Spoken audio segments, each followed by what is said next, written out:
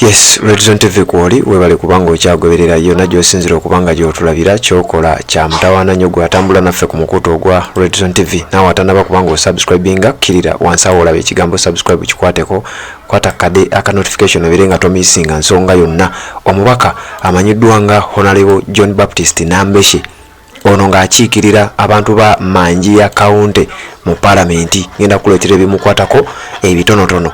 Finally, naye amaze okuba ng'ateeka omukono gwe ku petition eyo eya Theodore Sekikubo. Petition eno ng'ekigendererwa kyayo kyakusensyalinga oba okujja ba commissioners bali abana mu Parliament okwali ne leader of opposition eyali leader of opposition ebiseera ebyo amanyiddwa nga Honorable Mathias Mpuga Nsamba, Solomon Sirwanye ne Esther Akampulira. Kati John Baptist Nambeshe y'omu ku bantu ababaka abali mu kibiina kya NUP nga babadde tebannateekako mukono gwabwe. John Baptist Nambeshe abadde agamba nti ayina ebyomufudde bize bingi era abadde atambula nnyo, wabulaze n'ateekako omukono gwe era essaawa zino wetwogerera ng'emikono girabika gitandise okukendeera era yalaze nti ensonga eno mu Parliament erina okuyita. Bino bye babagamba nti ate bagenda giremesa olw'ensonga ABC. Njagala okutegeeza John Baptist Nambeshe ng'ono yakiikirira abantu ba Manjia County mu Parliament ku kaadi y'ekibiina ekya National Unity Platform, ate nga ye chief whip ow'oludda oluvuganya era nga yalondebwa Robert Kyagulanyi Ssentamu, naye ataddeko omukono n'abaako n'ebigambo byayogera awo byenjagala okuba nga nkuwa owulirize gwe yonna gy'osinzira okuba nga gy'otulabira. Emikono nkugambye gitambudde, ginaatera okuba nga giwera era ngenda kujja nkubuulira emikono emeka egisigaddeyo ejibulayo. Twakoma okujja wano okutegeeza ku nsonga y'emikono egyo signatures ng'emikono egisigaddeyo tegiwera 30. Kati olowooza we twakuwera amawulire ago wayiseewo ennaku nga 2 oba 3, kati gwe olowooza wasigaddeyo emikono emeka? Wuliriza ebigambo bya Nambeshe nzije tubeere nga tweyongerayo ate ebisinga abyogedde na mu Luganda.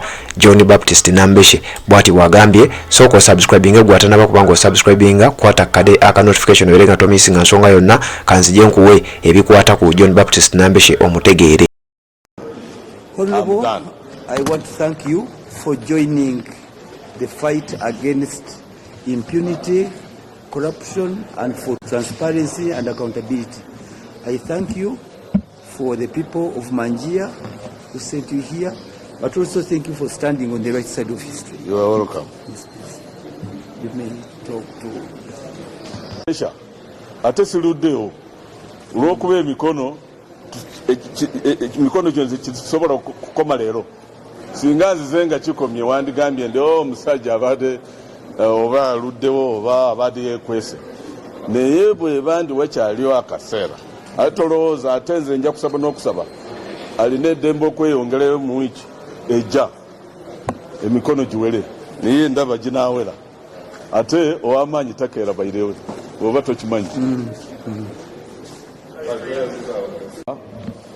Nze zisobola kubasalira musango ndi bali banguzi, naye nze kyendaba ndowooza President Museveni olwalabye nti abazungu abangereza batuteeseko envumbo ku bantu abatwala amabaati, ekyo kyamusoomoozeza kuvaayo naye alage nti olutalo luno alwenyigiddemu mu buswavu obw'ekitalo olw'okuba tosobola kuvaayo n'ojjayo envukuuli emyaka 39 n'omusoke nga corruption wano enguze wano ebadde wano emyaka n'emyaka. Bw'obeera nti opima okulwanyisa kw'enguze wano e Uganda, yanditandikidde ewe wenyini mu State House, yanditandise nabali ab'amabaati, naye yalinda abazungu bakikole, ye kata ali ku knee-jerk reaction. Yes, yoyo John Baptist Nambeshe ebigambo bye yayogedde bwadde ateeka omukono gwe ku petition eyo gy'olaba waggulu awo. Omusajja ono abatamumanyi njagala kubanga nkuwa ebitonotono ebimukwatako. Bamuyita John Baptist Nambeshe yazaalibwa ngina kuza mwezi 24 omwezi ogwe11 omwaka gwa 1965 ayina emyaka 59 era mu gwe 11 nga 24 ajja kuba aweza emyaka 60 Munnayuganda mu parliament eye11 yalimu ng'akiikirira Manji ya County constituency yesangibwa side z'ebuduuda era nga ono twogerera mu parliament eye11 era yakomawo n'asigala nga ye mubaka akiikirira abantu beeyo Manji ya County mu district y'ebuduuda era nga wetwogerera ye chief whip owoludda oluvuganya mu parliament nga Robert Kyagulanyi Ssentamu ye yamulonda era n'amwongera ekisanja oluvannyuma lw'okuba nti yaweereza nga bwe yali ali supposed okubanga aweereza bamuyita John Baptist Nambeshe. John Baptist Nambeshe ono gwe atamumanyi bulungi nnyo owuliriza.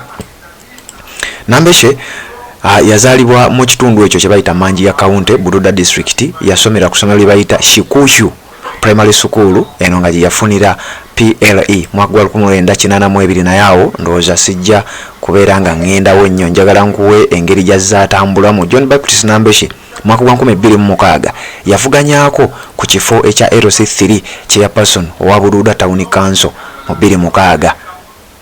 2011 yajja n'avuganya ku kalulu aka LC5 chairperson Bududa district LC5 chairperson. Mu 2016 yalondebwa okubeera omubaka mu parliament ku tiketi yaliwo NRM oyo John Baptist Nambeshe naye wuliriza mu kalulu ka 2016 yawangula akalulu ku kadi ya NRM era n'asavinga kye bayita committee gye bayita National Economy and Natural Resources Committee mu parliament eye11. Oluvannyuma yasala eddiiro n'ava mu kibiina ekya NRM era bw'oba ojjukidde mwaka gwali gwa 2000 bwe mbaserabidde mu 2 abo John Baptist Nambeshe yali wamu ne ba mubaka ono Kalwanga David Ruchamus eyali ku independent, kwaliko Nalebo Zake Francis Butebi eyali ku independent wamu n'omubaka amanyidwa nga Patrick Nsamba. Bwe baviira mu NRM ebiseera ebyo Theodore Sekikubo yali omu ku abo abaali bamaze okubanga beekyanga n'ekibiina ekya NRM. Bo bano ne basalawo okudda ku opposition. John Baptist Nambeshe ne Honorable Patrick Nsamba bano badda mu kibiina ekya National Unity Platform era nga wetwogerera bamaanyi nnyo mu kibiina ekyo. John Baptist Nambeshe nga bwe nkugambye nti kati wetwogerera chief whip ow'oludda oluvuganya amaze okubanga asayininga era petition njagala kwongera kunoonya emikono emeka ejiyinza okubanga gisigaddeyo ensonga ebeere ng'eyongera okugguka obeere nga naawe otegeera emikono egyo egisigaddeyo olowooza gigenda kubanga gimala budde ki. Tulabe motion eyongera ereetebwa ku fulo ya parliament. Nyongera okujjukiza Haji Kasujja omusomi w'edduwa asangibwa enjeru ku Jinja Road ku Nairaawo ajja kubanga kwasaganyiriza ebizibu nga wenzize ngambi kugamba ensonga z'emikisa azikwasaganya bulungi nnyo ayagala ogenda ebweru ng'ebintu tebitambula. Haji Kasujja ajja kubanga bikutereereza ayatereeza ensonga z'amaka n'ebintu ebirala byonna ebizibu ebikutawaanya byonna ono ajja kubanga abikolako. Asangibwa njeru enamba ya WhatsApp yeeyo webale kubanga okyaliko yonna gy'osinzira okubanga gy'otulabira tuliziganye mu updates eziddako.